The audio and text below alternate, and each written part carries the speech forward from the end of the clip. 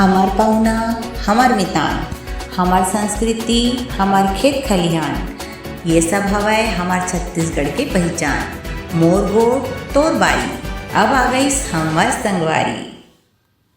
स्वागत करता हूं।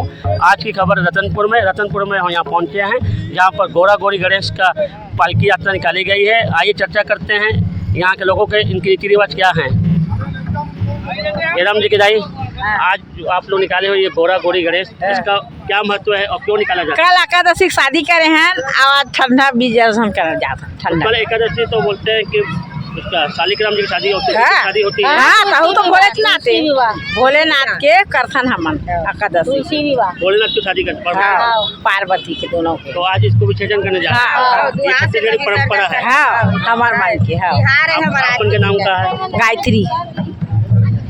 इनका कहना है कि कल एकादशी का दिन था, माता तुलसी माता जी का और शालिग्राम जी का विवाह किया गया। इसके साथ में भगवान भोलेनाथ और पार्वती जी का विवाह किया गया। आज उसकी मूर्ति का विसर्जन करने जा रहे हैं।